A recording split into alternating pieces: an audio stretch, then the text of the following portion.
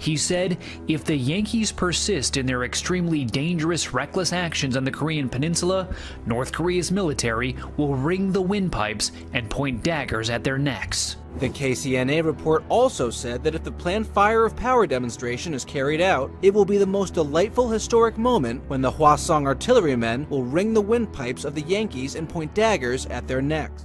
This was the podium where 4 days earlier, President Trump threatened to totally destroy North Korea. Now it was time for the country's top diplomat to give his blistering reply. Due to his lack of basic common knowledge and proper sentiment, he tried to insult the supreme dignity of my country by referring to it as a rocket. By doing so, however, he committed an irreversible mistake of making our rocket's visit to the entire US mainland inevitable all the more. None other than Trump himself is on a suicide mission. The person who is chastised even by Americans as Commander-in-Grief, Lion King, President Evil, is holding the seat of the US presidency and the dangerous reality that the gambler who grew old using threats, frauds, and all other schemes to acquire a patch of land holds the nuclear button. And by the way, Rocket Man should have been handled a long time ago. Little Rocket Man, we're going to do it because we really have no choice. We really have no choice. Now he's talking about a massive weapon exploding over the ocean, Pacific Ocean, which causes tremendous calamity. Where that plume goes, so goes cancer, so goes tremendous problems. And I want to tell you something, and I'm sure he's listening because he watches every word, and I guarantee you one thing, he's watching us like he never watched anybody before. That I can tell you. That I can tell you. America, in turn, has demonstrated its strength and its own offensive options. The US Air Force flying bombers and fighter jets over waters east of North Korea. The closest they've flown to the country this century, said the Pentagon. It shows how seriously America is taking what they've called North Korea's reckless behavior. President Trump wanting to be strong and all that, but I think he might have pushed Kim Jong-un too far. And I think that Kim Jong-un is going to launch, or at least he has a chance to launch a missile with a nuclear warhead with the purpose of demonstrating I have the capability, and if you attack me, then I can create mass casualties out of proportion with what you're going to do, to try to keep us from doing that. A conflict in North Korea, John, would be probably the worst kind of fighting in most people's lifetimes. The North Korean regime has hundreds of artillery cannons and rocket launchers within range of one of the most densely populated cities on Earth, which is the capital of South Korea. But the bottom line is it would be a catastrophic war if this turns into combat. What keeps you awake at night? Nothing. I keep other people awake at night. We are totally prepared for the second option, not a preferred option, but if we take that option, it will be devastating, I can tell you that, devastating for North Korea. That's called the military option. If we have to take it, we will. Our army is at a state of maximum alert to respond to the US military buildup. If we notice any sign of assault on our sovereignty, our army will launch merciless military strikes against the US aggressors. The time of dictating orders by brandishing the US military might has gone. If those businessmen in power in the US thought they could intimidate us with military or sanction threats, as the Obama administration used to do and failed, they will soon find out such threats are useless. The nuclear weapon in our possession is not an illusion. It is not a commodity that can be traded for American dollars, nor is it for sale.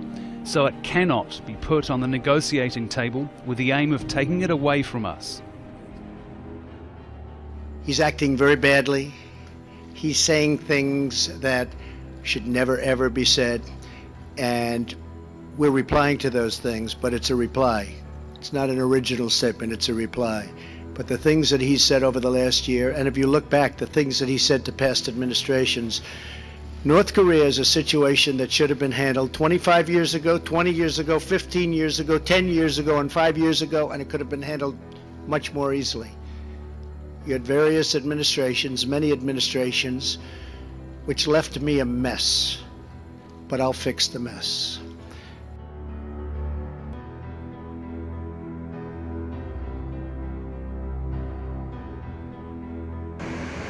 They've staked a claim to thousands of acres of what were sandbars and reefs. They've used sophisticated equipment like these ships, pumping sand through those thin tubes to create islands. Then they built airfields with towering radar stations, constructed ports, deployed weapons there, even built barracks. A government-run Chinese newspaper is warning of a possible war with the U.S. over the man-made islands. It's spurred by this comment from Secretary of State nominee Rex Tillerson. We're going to have to send China a clear signal that first, the island building stops, and second, your access to those islands is also not going to be allowed. The Chinese newspaper says, quote, unless Washington plans to wage a large-scale war in the South China Sea, then trying to block China's access to the islands would be, quote, foolish.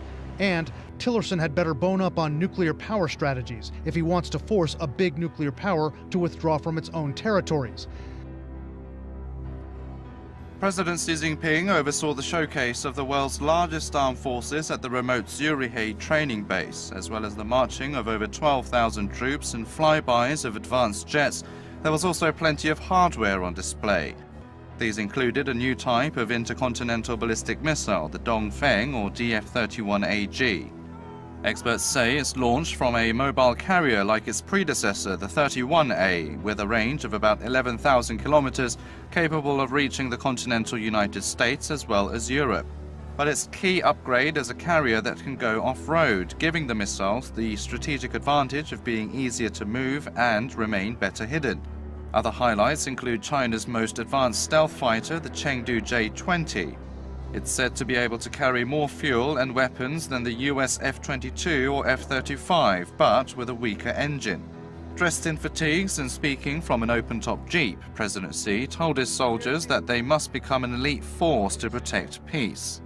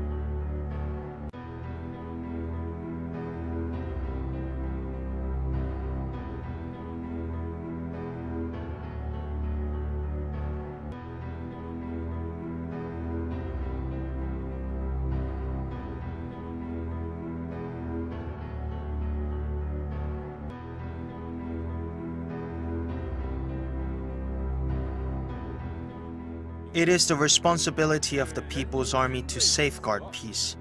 The world is not peaceful and peace needs to be protected. Today we are closer to the goal of the great rejuvenation of the Chinese nation than any other time in history. And we need to build a stronger army more than any other time in history. Although he did not specifically mention any hot regions, territorial disputes in the South China Sea and the Korean Peninsula are causes for concern. The unprecedented scale of the parade and show of determination by President Xi is a strong reminder of his firm grip on power, especially ahead of a key Communist Party meeting later this year when a leadership shakeup is expected. This flexing of Beijing's military muscles is also being watched closely with wary eyes from the US and China's neighbors as they see the country attempting to assert too much power for their liking.